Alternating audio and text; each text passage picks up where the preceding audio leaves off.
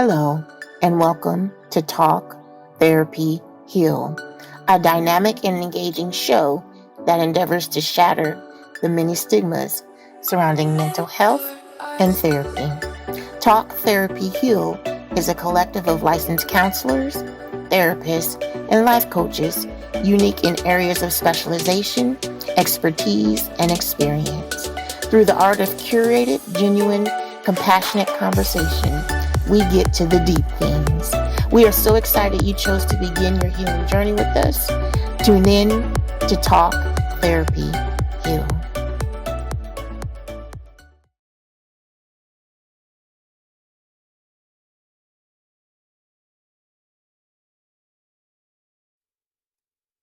Hello, and welcome to Talk, Therapy, Heal. We are a group of dynamic counselors, therapists, and social workers. We're here to have curated conversations about life's challenges, struggles, and obstacles. But we're also here to share with you strategies, tips, and tools on how to heal. Join us for tonight's episode. Hi, I'm Kenya. Hello, I'm Rachel. Hey, Larisha. Hey, what's up? I'm Nikki. How are you doing, everyone? I am Chantrell. Thank you for joining us, like Larisha said, for another show of Talk, Therapy, Heal, as we are continuing on in our relationship series. Listen, if you missed out, you need to go back to the first episode because this has been amazing beyond amazing. However, on tonight's show, we are going to be speaking about we are family. Hey. I got all my sisters and me. Oh, and my husband. So, yes, let's get into the show on tonight, talking about family and relationships as we bring it to the table. Absolutely. All right. So, I know we said we're talking about families and relationships, but in that, we were really focusing or honing in on enmeshment, boundaries. Yes. Was there something else that we were talking about? I know that's what we started Yeah, off the with. biggest thing. So, we really want to define boundaries. Should we also define what enmeshment? You got is? enmeshment? Let's put, so we're going to define for y'all. Okay, so boundaries or boundary, a line that marks the limits of an area, a dividing line. So I'll say that again. A line that marks the limits of an area. So think about an area of your life, an area of your family, an area of your desires or wants. It's a partition. A dividing line. So think about it from that perspective. It's a border. Okay.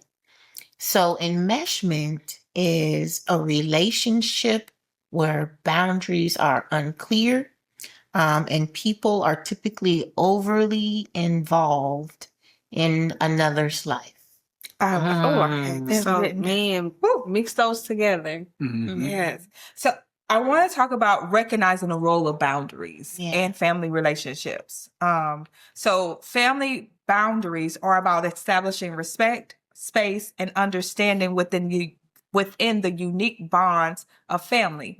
Healthy boundaries help define each person's individuality, while unhealthy boundaries often lead to enmeshment. So this is why we wanted to give you all the definitions of both of them. So again, healthy boundaries helps to define a person's individuality. And again, like Shan said, if you didn't watch the first episodes, go back and watch it because we talk about individuality and me, myself, and I. That's going to be helpful for you. We're going to help you in there. So go back. While unhealthy boundaries often leads to enmeshment. And you said where family members or members become overly involved in each other's lives. Yes. Or isolation. That's good. Or isolation. And I set up, and when I think about boundaries, thinking about it from a counseling perspective where an individual or individuals, but let's start with the me, myself, and I, as you were saying, referring back to episode 1, when a person has worked through and they start identifying who they are, and one of the tools that we as counselors help them with is setting up healthy boundaries.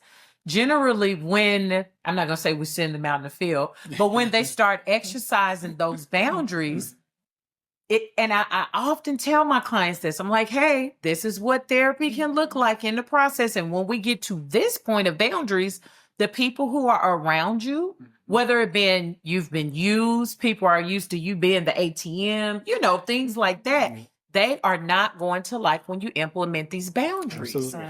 But boundaries are not a bad thing. And I think a lot of people that I'm used to coming to Nikki and getting what I want, and oh girl, I need to borrow $50 again. Every payday you need to borrow $50. You know what I'm saying? But then when it's like, no, and no is a complete sentence, then I get an attitude with Nikki. Oh, she thinks she better because she been going to therapy. And boundaries are not a bad thing. And it was something that you said. We do this all the time. Larissa, before we came on air, we were talking about boundaries. And I can't even remember. It escaped me. I tried to remember, but that was like a few. But boundaries are not a bad thing. So as we go throughout the show, keep that in mind. If you are the recipient, the boundary is not about you and the person being mean towards you. I think you said it's a protection for the individual. Am I correct in that? Okay. So I kind of see it as, so I guess when I share with my clients about boundaries, the boundary is to show other individuals how to treat you. Mm-hmm. I think in most cases, sometimes we think about boundaries as a way to keep things out, right? But a boundary really is, I mean, you can look at it as a protection, but it's really just to show people how to treat you. And I think this goes back to our other show about me, myself, and I. If you know how to treat you, then you can identify how you would want others to treat you. That's good. Wow. Yeah. I think a lot of individuals have problems with boundaries. They don't really respect that individual. They overstep. And I think one of the reasons why is because they still see that person as somebody else. And I think we were talking about that earlier in one of the other shows that we did, where you're a child and you grow up as an adult, but the individuals that are older than you still see you as that child. And they still treat you that way. So when you try to set those boundaries, they get upset because they're like, well, I'm older. You should be listening. And it's not about, I'm grown now. And they fail to see that. So I think educating individuals to say, if a person that you're involved with, a family member, whatever the case may be, sets a boundary, understand it's about them and not you. Help them to be able to heal from whatever it is that may be. You trying to enmesh yourself, you're hurting the process, and you're making it all about you. I have a question. How does enmeshment impact mental health and personal identity? Oh, how does enmeshment impact mental health? I think I'll give an example. If you have a young man and young lady that's dating, they get married. The young man really didn't have that much of a family. She's pretty much all that she has. He does everything. Everything is all about her and nothing about him. And so he loses his identity because he's putting everything into her. When it comes to vacations, they go where she wants to go. When it comes to being with friends, it's always her friends. So he loses his complete identity, and that affects him in a mental way, because if she's ever gone, oh, I got to go out of town for 2 weeks on a business trip. What do I do? Now he's trying to go with her. And then that person may take it as being, you don't trust me. You're trying to say that, no, he's just so used to being there for he's enmeshed in everything that you guys have did.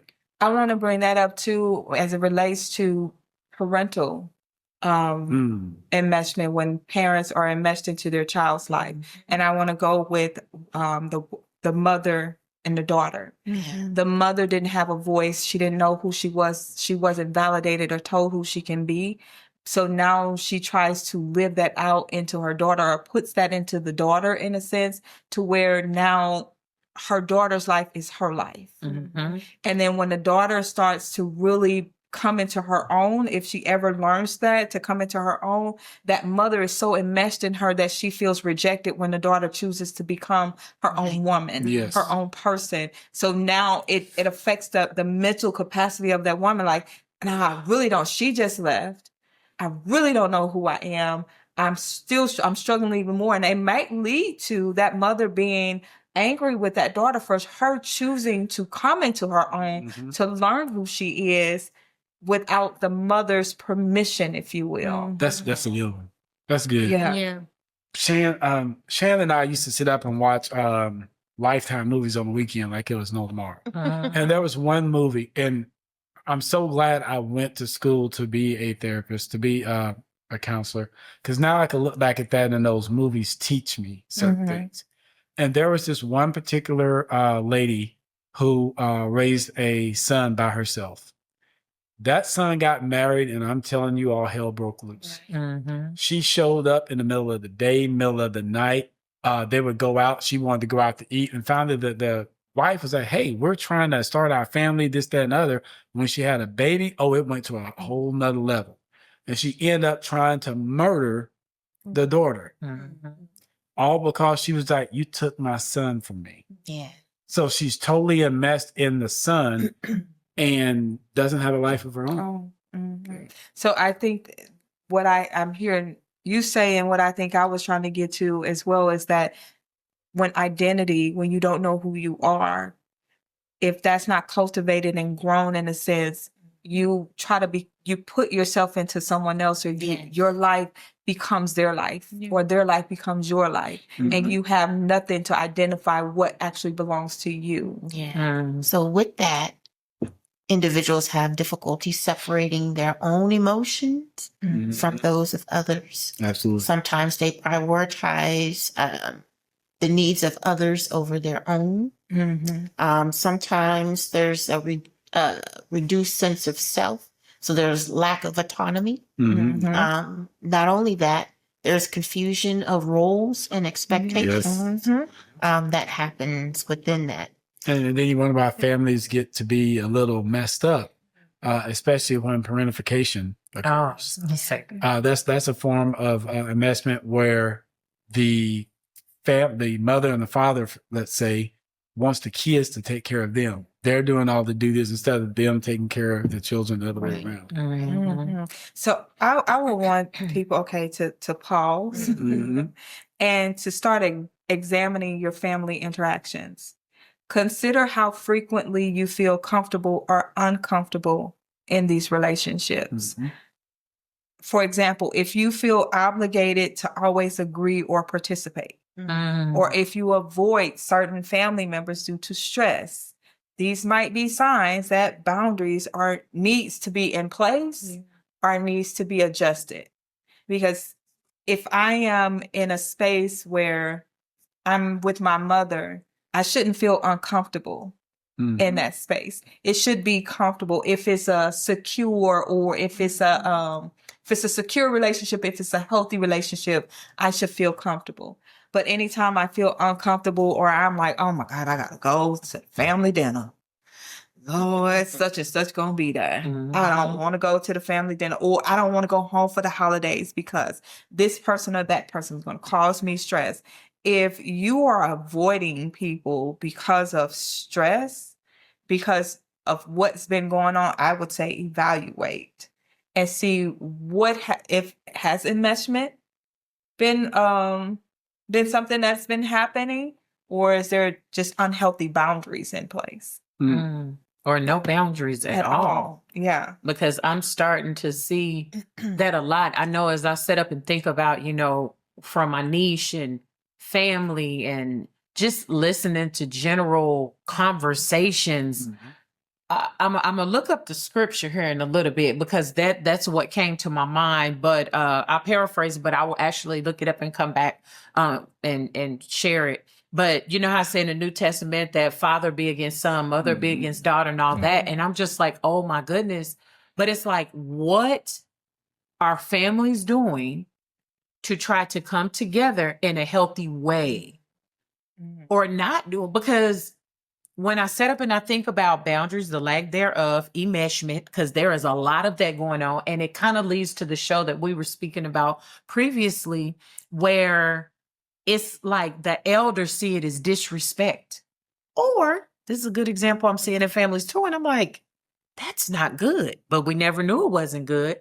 is the fact where the phone don't work both ways. Let me say it like that. Y'all know what I'm talking about. The phone does not work both ways. And so because of how things used to be with the elders, they expect the younger people to call and check on them, but they act like they can't call or even in a, let's say like if you have a mother, father, and a child, but the mother and the father never got married, or, so it could be a son or a daughter.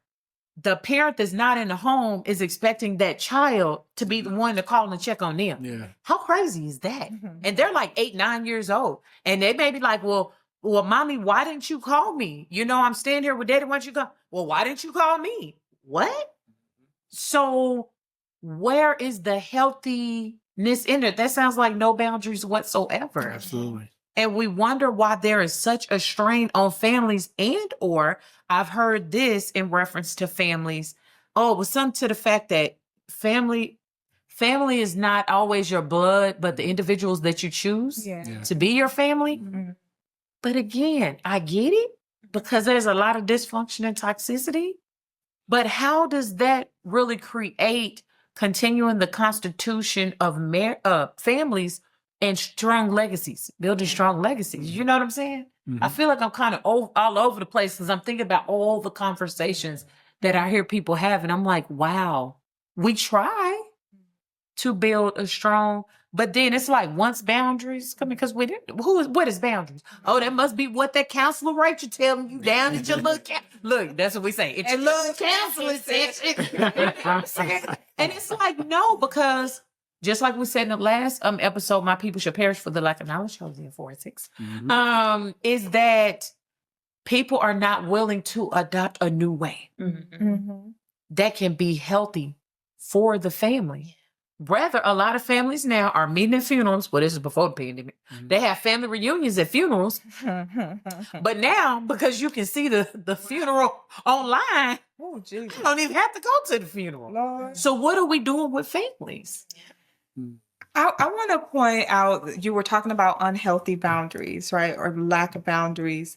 And I want to kind of hit on how unhealthy boundaries can manifest in very subtle ways, but be very impactful in the dynamic of the relationship. They often involve blurred lines between personal space, emotions, and decisions, resulting in feelings of suffocation, resentment, or guilt. And you hear that from a lot of the younger generation now, like they feel like their parents or people aren't on top of them. And so they're creating boundaries and putting things in place that is saying, I am choosing to set this standard for myself, and I am choosing to not be in a relationship with you. So I'm choosing no contact. How many of y'all heard that in your sessions with your clients? I am choosing now to have no contact with the parental figure because they're feeling suffocated, or they're feeling there's resentment or guilt or whatever it is, only because there's been blurred lines into their personal space. Their emotions, are not validated. They're not able to make decisions by themselves without the parents feeling like they have a say in their grown children's relationships or situations.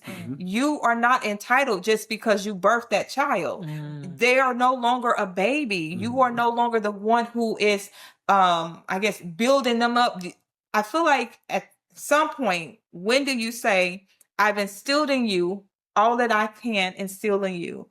Now I'm going to walk alongside of you as you're walking this thing out called life. But I don't get to make the decisions anymore. Before, if you, as a little kid, if your clothes got dirty, your parents could go change your clothes. Wear this, put this on. Oh, it's 9 o'clock, go to bed. It's time for you to get up, 7 o'clock, get up in the morning. Now, parents, you don't have to do that anymore. You can release that. But don't get me into that, because I feel like that flows into a whole nother realm of being able to release. We don't know how to let go of things. And if you think about it, I kind of use an analogy. If I come to you every day as a parent and I feed you peanut butter and jelly and give you Kool-Aid to drink, that's for years. When you get married, what do you think you'll give your kids? Peanut butter and jelly. So sometimes this stuff is generational what we've seen our parents do, we adopt that and think that's right. And it could be some harmful enmeshed relationships.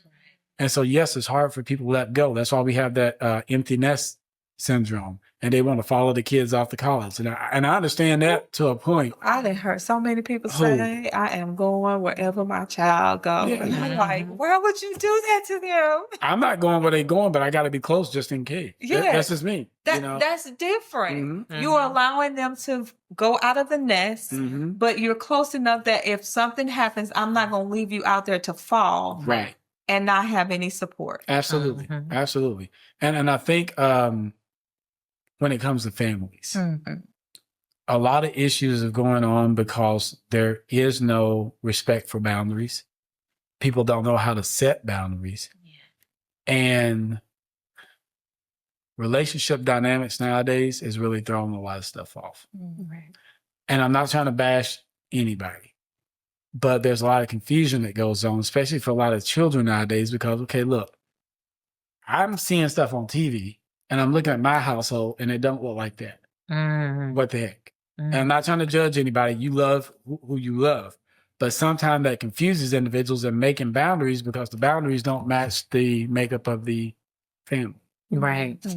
You know, I was sitting up thinking as you were speaking, and again, one of our previous episodes, we were talking about broken trust. And for our older 3 children, we were in the military, so they received the military years. Once we got out of the military, and even, now, of course, things changed and it progressed. Well, I used to work, when we would go to different duty stations, I used to work with the teenagers. Because I remember the first time Pastor said, work with who, me? Ew, no. Because I kind of have a little bit of a Medea style, might just put my hands on people. But I kept it real with them. But one of the things that I noticed in the different, and it was 3 different locations where we were stationed, and working with the teens that broke my heart is kind of what we spoke to previously in a previous episode. When it comes to family, I'm seeing my family, and I'm gonna speak, from in the church perspective, because of course that's all I know. But I'm seeing my parents perform in this manner. But and this is to your point that you were saying earlier, the no contact, because that's what's going on today. Even when I happen to run across my babies who are all grown with families, but they seen their parents performing this way in the church. And this can happen anywhere. This can happen in an organization, whatever you belong to, on a job. You acting like, you're there for everybody else's kids. So I'm not bashing the church, but I'm just saying what I know. But then it's like when we come home, it's something totally different. So when they're saying, well, daddy or mama, you got up there and you preached about God, but when we're at home. And so there's that sense of confusion because we made mention about it. And it's like, you know what? And then they go to counseling because am I tripping or are they tripping? And some of the things that they used to share with me, I couldn't speak for probably about 2 hours after church every Sunday because I would have a one-on-one before I was a counselor with them. And of course, being honest, like Larissa said in one of the previous sessions, it angered me because children are so impressionable, especially at that age. But then they'll get in trouble if things happen at home. If people found out in the church or the organization or in the community because of the picture so what are we teaching our children? Then when they get grown, I done went to counseling. Right. I'm trying to sit down. This is a big one. You know how we work with our clients and we're like, oh, was your parents still living? Oh, they are. Well, what would it look like to go and have this conversation with them come on now. Come on. Yeah, it's either they can't do it because I'm going to get my head chopped out, blah, blah, blah, and they're going to say it as disrespect. Or they go and try to make that step because it becomes a homework assignment that we give them for clarity for themselves, not to buck against their parents. And the parents just like clam up, or that's my business. But the child, even though they're grown now, is trying to come to some type of sense of, what would y'all say? Not normalcy, gain understanding, and you're shutting them off. Say again? Just perspective. Perspective. Yes, that's a good one. How to show up. Yeah.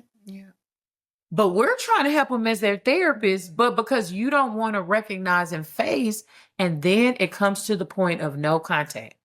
Miss Nikki, I tried. I did everything you said. I'm trying to set healthy boundaries with my mama and my daddy. And we're not even going to talk about the manipulation. I think I wrote that down.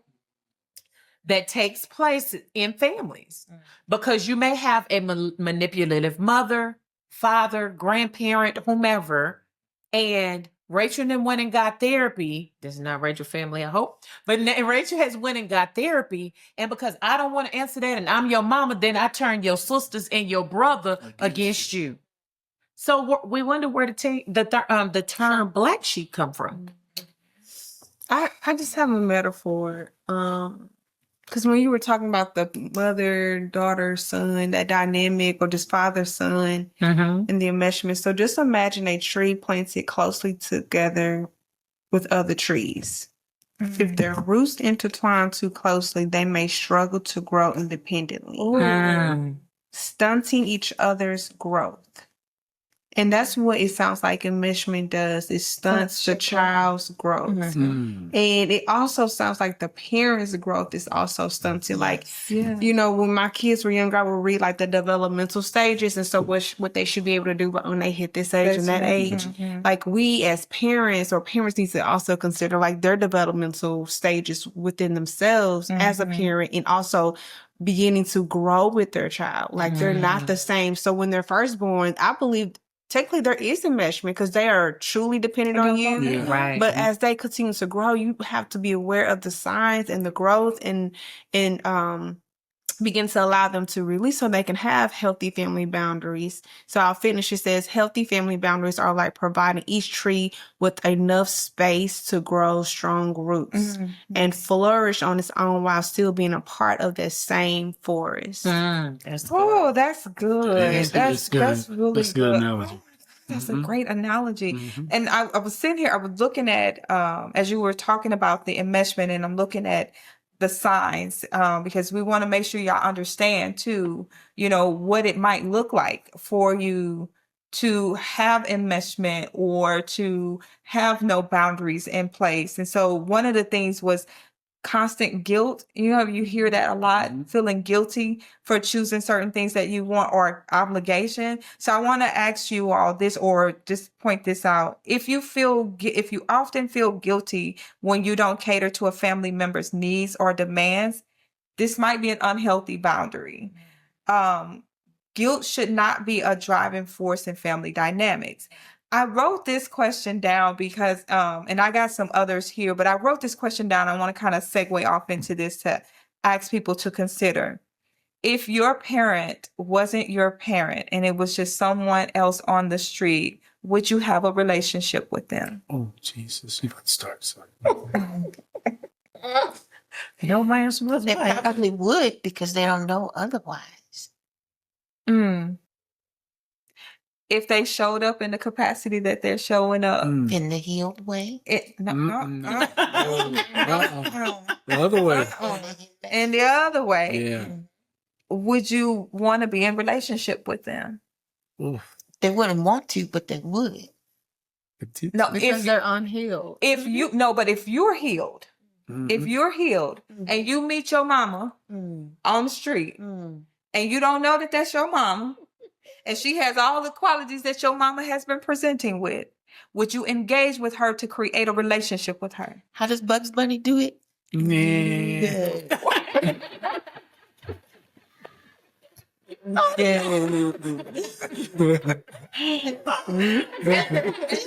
to look at the bugs. Like for some people, they struggle with having staying in toxicity when they should distance themselves from it or go to no contact. But I pose that question to a lot of clients. Yeah. If you were to meet this person and they didn't hold the title mom or dad on the street, and I think it helps them to not to just go to no contact, but to set healthy boundaries, to identify where a healthy boundary needs to be set. The other thing I wanted to point out is that you have an inability to say no. So if you struggle to say no to family requests or find yourself doing things against your will to avoid confrontation, this indicates enmeshment in a relationship. It's true. If emotional mirroring or absorption, if one family member's emotions dominate the environment, like feeling like you got to walk on eggshells when they're upset or stressed, it suggests there's emotional boundaries are blurred. If you overshare or undershare personal information, oversharing can happen when family members share highly personal details without permission, while undersharing can look like withholding important emotional truths to avoid conflict. Wow. These are y'all signs that these are some very unhealthy boundaries. So I want to repeat it. You feel constant guilt or obligation. You have an inability to say no. You emotionally mirror or absorb other people's feelings and emotions just to make sure they stay okay. Right. Or you overshare or undershare. You are struggling in your boundaries. You have no boundaries. That's good. Wow. That's good. Are we going to talk about how to establish these boundaries? Absolutely. I'm glad you said that. Got to. Yes. So do a boundary check-in. You ask these questions. Do I feel drained after family interactions? Do I fear speaking up around certain family members? Do I notice myself agreeing just to avoid conflict? Notice these signs and recognize where healthy boundaries are needed. So if you feel like that and all of those questions that I just stated, then you can ask yourself, okay, what do I need? What do I need to put in place to make sure I don't feel those things? That helps you to set healthy boundaries. I got more about creating a healthy emotional space, but we'll get to that next. But I want you to be able to process that piece of it. And I also want to talk about in today's world, right? In today's world, we're always on. It's an always on culture. It often extends to family, making it hard to step back. When you identify these signs, you can start making or taking small intentional steps toward establishing healthier boundaries, like speaking up when something feels uncomfortable or asserting your needs gently but firmly. And that's when we talk about boundaries, the way that I explain it or express it to my clients is your boundaries, yes, are there to protect you. And when you set them up, they're not for other people, they're for you. You be clear and concise about your boundaries. You be firm with them. You don't bend them. You don't lay them down. It don't apply to this person, but not this person. If you have your boundaries and these are boundaries to help protect you, you make sure that these boundaries are firm, that you implement them on a regular. Because let me tell you, the moment you set them down, the moment you lay them down, one time, because all it takes is one time for you to lay them down, it's over. People are going to continue to walk all over you because even though you said, I set a boundary and I said that I didn't want you to do this. Oh, you let me do it last time. You let me do it again. Right. All I got to do is manipulate myself into it. Precisely. You know, as you were talking, speaking, I was sitting up here thinking about this question. Why is it so challenging for individuals? And I know we spoke about enmeshment as being one to set boundaries. And what came to my mind again is a lot of these cliches that people use as a standard. The very first one, family over everything. Blood is thicker than water. You okay? Do you need me help? But family over everything. So basically, even though people use the FOE, is it really family over everything? Because look how that could potentially play in a marital relationship. Even though I, as the words say, I left my mother and father and I cleaved, you know what I'm saying? But that family over everything is saying, I understand it's your little husband. Oh, not the little husband. Look, you know, that's what we say. So I understand it's your little husband and everything, and y'all got married, but we family. Family is over everything. He not our family because he's not our blood. Think about how these cliches really can prevent. So then when it comes to going into the counseling room because you and your spouse is having difficulties in your marriage because you can't separate yourself from your family of origin, which is the family that you came from, and establish a family or creation and or enmeshment. Going back to the other side, you were speaking about boundaries, but enmeshment. One video, I had shared a video in our group because we do have a little chat group. A text group, and I shared a video, and the guy had made a valid point, and he said, when it comes to our children and they move out, they get married or whatever the case may be, they have a key to our home, but we don't have a key to their home.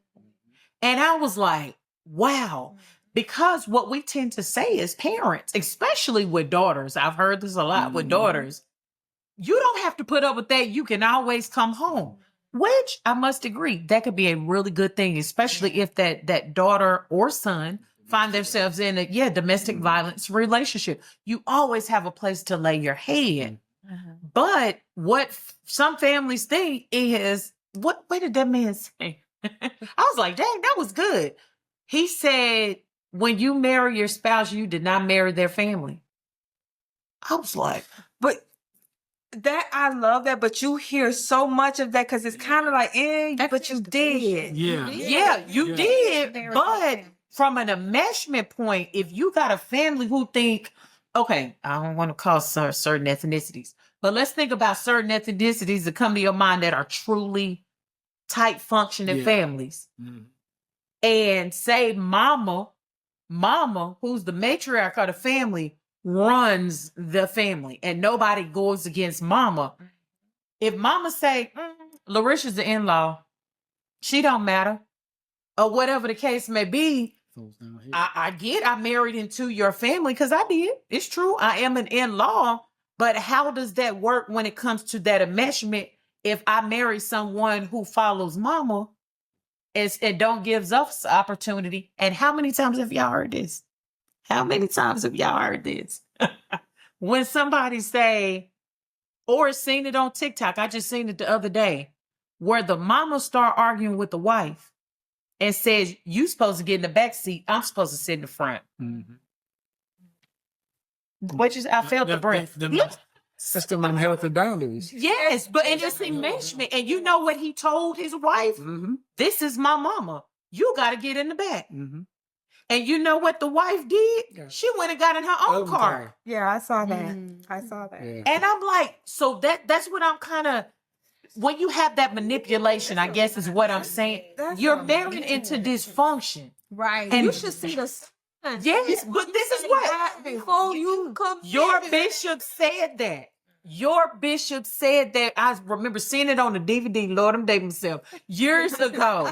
He said, sit back and observe the family. Before you do, that was the title of the series. Before you say I do. Before I do. And that's where I got the whole thing. You are married into the family. And he broke it down. I remember that series. I remember that sermon he preached.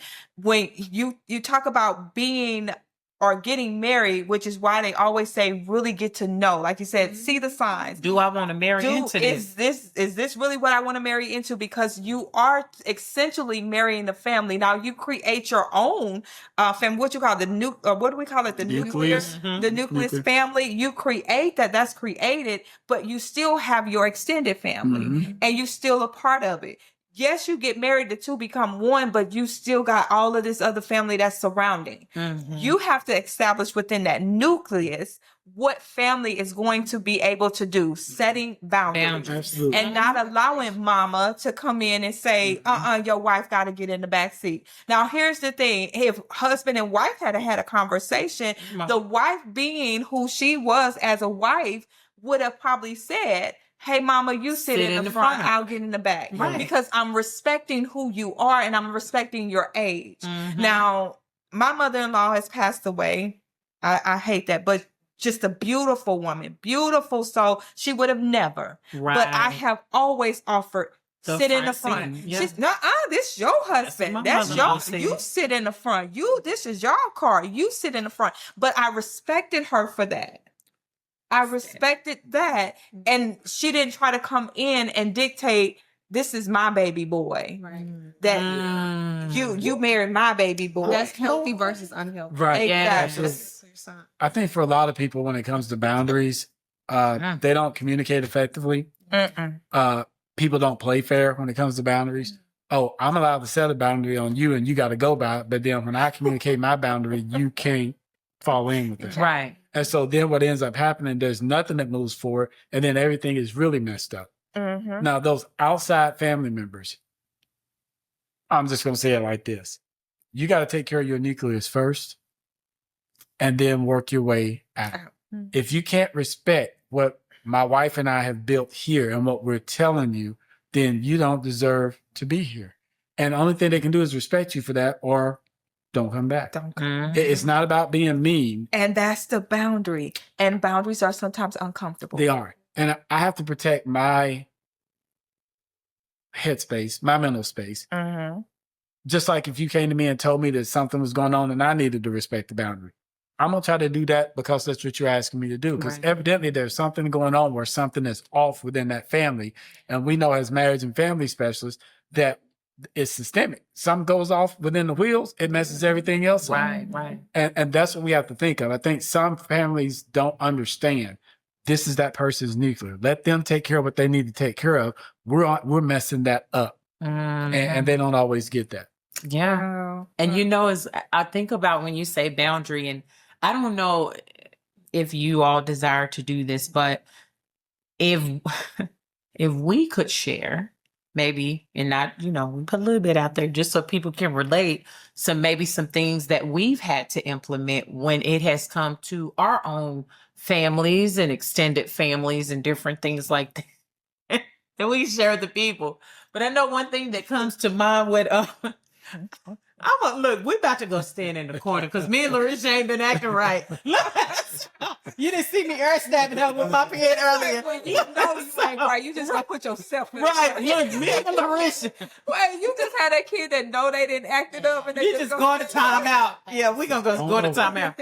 But one of the things after Kenya and I had worked through our struggles, our difficulties, challenges, let's say challenges in our marriage, we love to set the atmosphere in our home. So, number one, we do not invite. Everybody cannot come into our house because the spirit is not right. Family, friend, or foe. That's number one. You don't even get an invitation. But for the ones who come, because we've set the atmosphere in our home, one of the things that we said is, do not bring your mess into our house. We do not care. Family, one thing that we learned is to no longer have family meetings at our house. Why?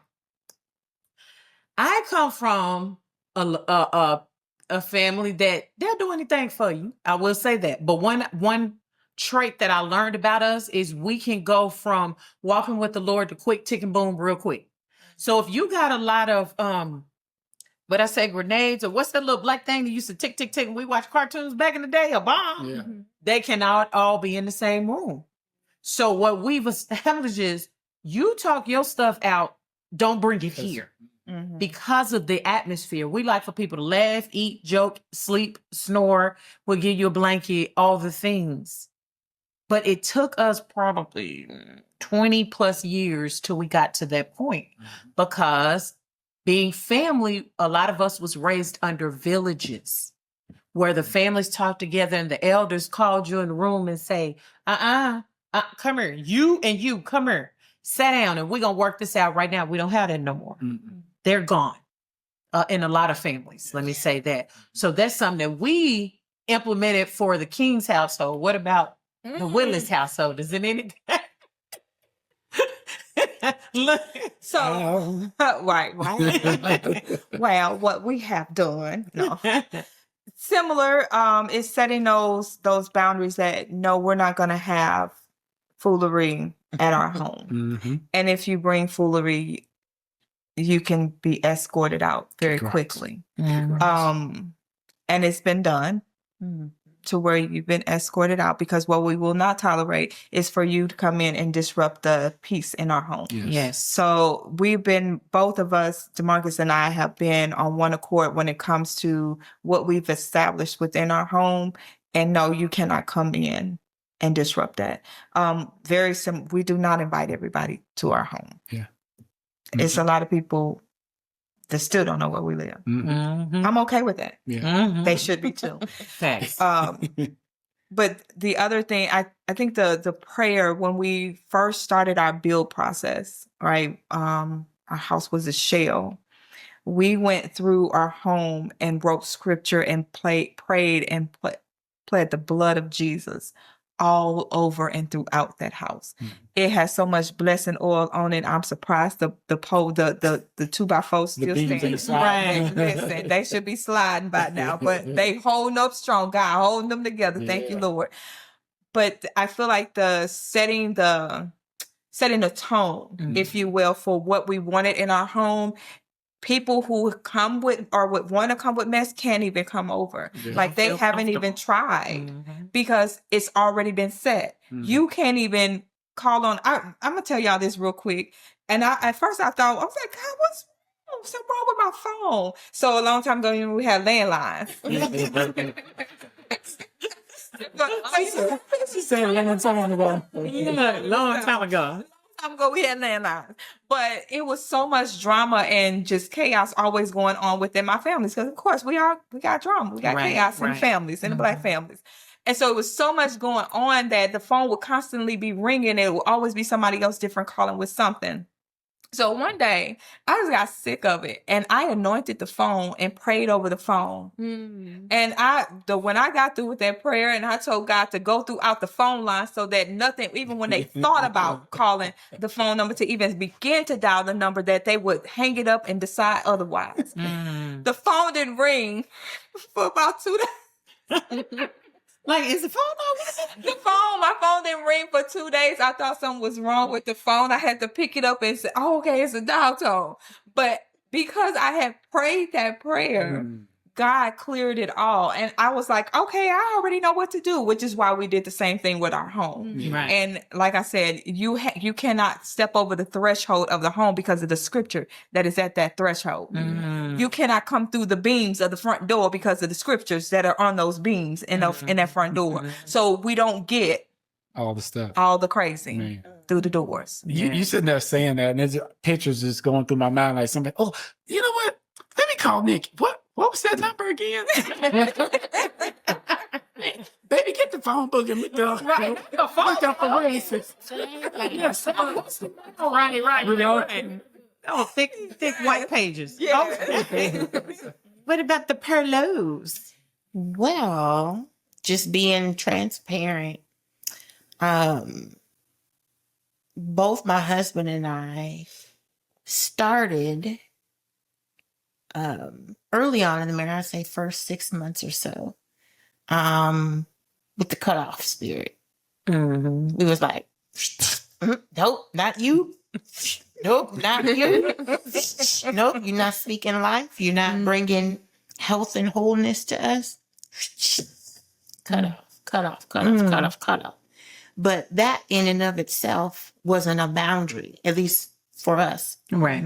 What that was a break, a breach, you know what I mean? Brokenness in relationships that I think still needed to be established because there was some health, you know what I mean, within them. Needed some resuscitation though. But for us, I think it was more of definitely praying the word, you know, over our household. But it was the boundary that we set was that we won't allow people to mistreat us. That's good. You know what I mean? Because family can really do a number on us. Right. Yes. You know what I mean? Yeah. And so when we made up in our minds to not allow others to impact our marriage, to impact our family, then we began moving in forgiveness. We began moving in like the rebuilding of relationships and reestablishment of trust. Now, don't get me wrong now. We weren't like crazy and just letting everything in. But we was like, all right, we love you. You know what I mean? We still want to be a part. We want you to still be a part. But here's the line. Do you know what I mean? Yeah. Here's lay the it out there line. for 'em. Or you're not finna talk to me any kind of way. Yeah. Come on. You know what I mean? And I'm a grown Woman. woman. You know what I mean? She got all this down. You had to establish, you know what I mean? Establish the boundary with the family. I came in there and I used to say this, and Mama, I love you. Mama in love, I love you too. I came in there saying, I am the wife.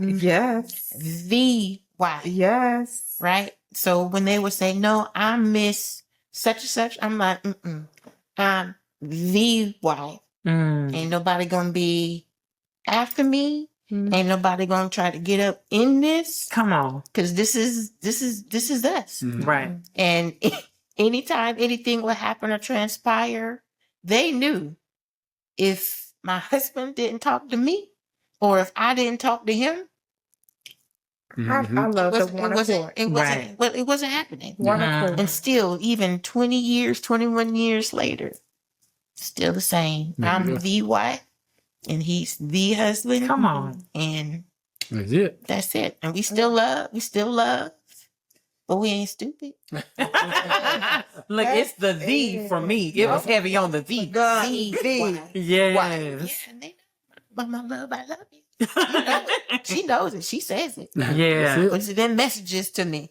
Hey, VY. Yes, you know. Come on. I like that. She does. Yeah. The standard. Yes. I From the love that. very beginning, she. So I love the Logans. I was sitting here thinking about it, and in our family, I'm blessed because my in-laws and us, we get along quite fine. Well, one of the boundaries we had to set was a lot of our family members, or some of our family members, like to drink alcohol and things of that nature. So I remember when we had a family reunion, we had to set that boundary, like that can't come here because I know what happens when too many people are intoxicated. So we set that boundary there. Another boundary we had to set was about money because family members will call and ask for money. And so I would say, hold up, let me talk to my husband, right? Or he, I'll say, hey, this person texts, and it could be just a family member, but we just always communicated before we just gave money out. Or so I believe it's those things that we had to set boundaries on within us, right? And then it was just an automatic of how we interacted with people. So not that we called them and say, hey, da da da da. It's just something that me and him established together. Right. That's good. I like Wow. that. Yep. Yeah. So, look, she looking at you. I think Shannon and I have we had a mixture of almost everything here. We didn't really have a lot when it came to family. It was more outside individuals than anything. And I remember at one place we were stationed, and we had a friend of ours that we were stationed with in Germany. And that's when we really started to get that separation from people. He pulled a gun on me. And I was like, I said, I know, just did not put a gun in my stomach. I said, dude, you need to put that up. And I went in the house and I got my gun. And on the way out, she was like, what's wrong with you? And I'm like, you better tell so-and-so to come get her husband because he's about to get carried up out of here. And everything went over well after that. But I said, they can't come back here no more. Right. She can come. He can't come. And the next day he called. He was crying and boohooing, man, I just couldn't handle does not matter. You can't come here and put me in jeopardy, my family, other individuals. And that was the biggest thing when it came to Shannon and I, is that we had some things in our relationship that we needed to settle and work out and make boundaries and things of that nature. But the majority of it was outside.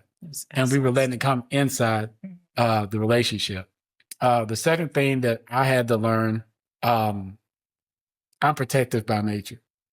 Being a only child, what was mine was mine. It wasn't that I was spoiled or anything of that nature, but I didn't experience things like everybody else did with brothers and sisters and whatever. So we had a lot of problems in the beginning, like men and women.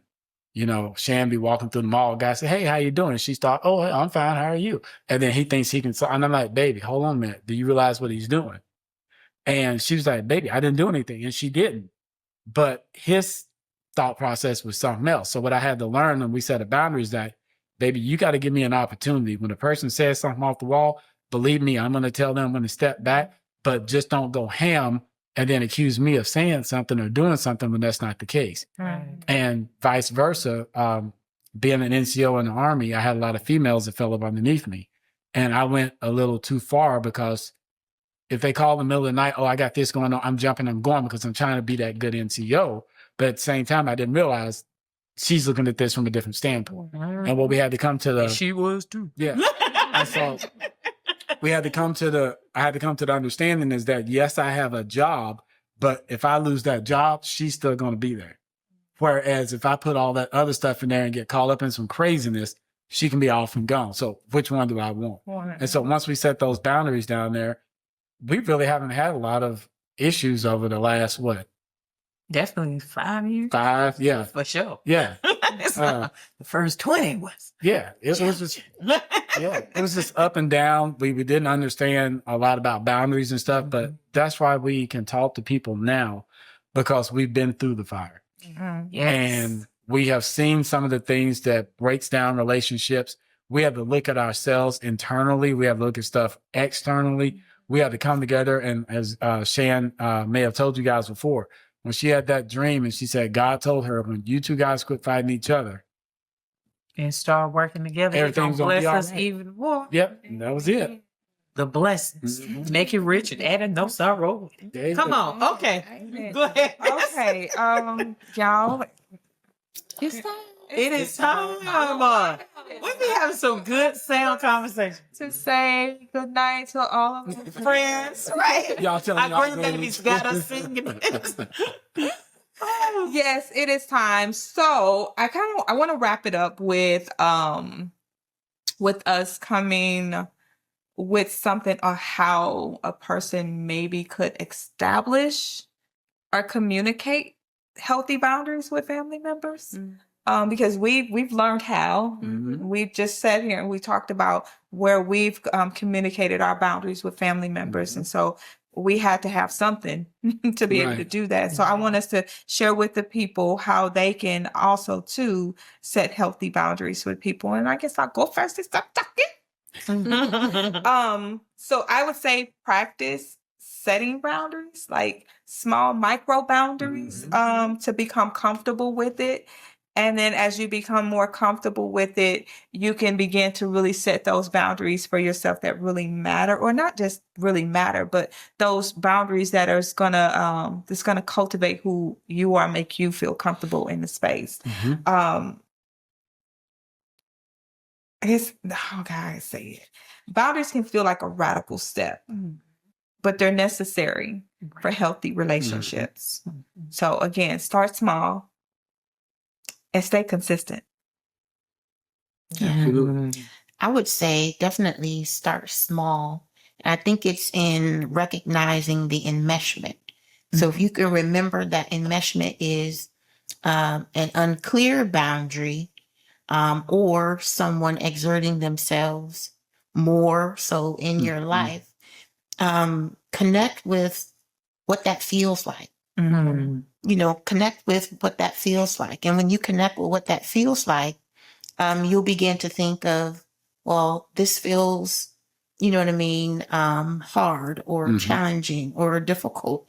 And even in the midst of identifying that enmeshment, I think that you'll be able to speak to what you value and what you believe. Because what happens is the boundary is set in place because there was some sort of violation, right, of what you believe and what you value, and maybe what you hold close to you has taken place. And so recognize the enmeshment.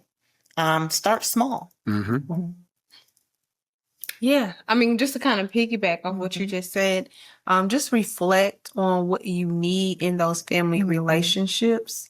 And if it's respect, if it's honor, if it's validation, like just sit with that and communicate with that. So just that small baby step of, after a gathering, you tell your spouse, you know what, I need a moment to decompress. There's nothing wrong with that because sometimes it's overwhelming or overstimulating. So communicating is key. So reflect on what you need from those relationships.